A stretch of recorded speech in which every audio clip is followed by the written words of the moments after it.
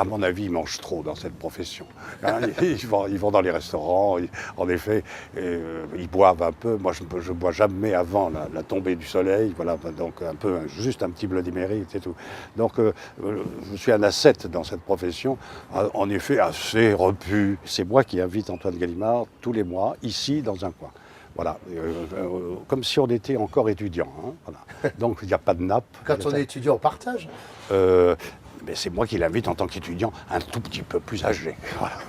En 1960, vous créez la revue Telle Quelle, la célébrissime revue Telle Quelle. L'influence passe par des revues extrêmement serrées, concentrées par un petit groupe qui veut en effet s'affirmer dans l'angle favorable. Donc c'est comme ça qu'est née cette revue. C'est après simplement qu'une collection a suivi, etc. Et donc pour l'infini maintenant que je te dirais, c'est la même chose. Il y a une revue et de la revue, on passe à la collection. Vous voyez, c'est le contraire. C'est de l'édition, mais de l'édition parallèle extrêmement différente de tout ce qui se fait. On essaye de construire un fond offensif pour en effet, quelque chose qui est quoi ? Mais la littérature, ça a été une époque très effervescente qui a choqué beaucoup le milieu, l'ancien milieu littéraire, qui a trouvé qu'on détruisait tout avec un bureau et un seul téléphone. C'était une entreprise terroriste. C'était Al-Qaïda dans le milieu de l'édition. Voilà, c'est-à-dire je lis. Je crois d'ailleurs que l'avenir, on montrera de plus en plus comme des curiosités, peut-être même comme des exceptions, hein, ce qui est quand même étonnant. Quelqu'un qui sait lire.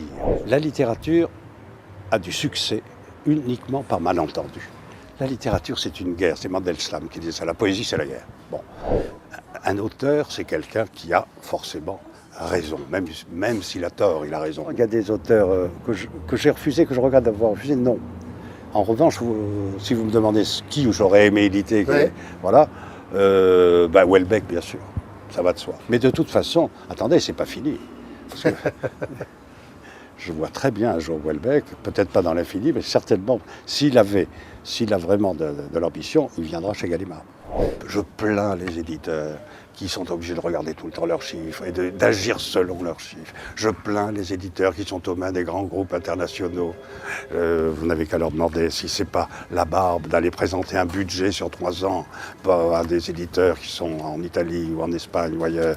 Vous n'avez qu'à leur demander s'ils sont vraiment libres et vraiment, s'ils peuvent même penser à ce qu'ils lisent, parce qu'il faut absolument agir.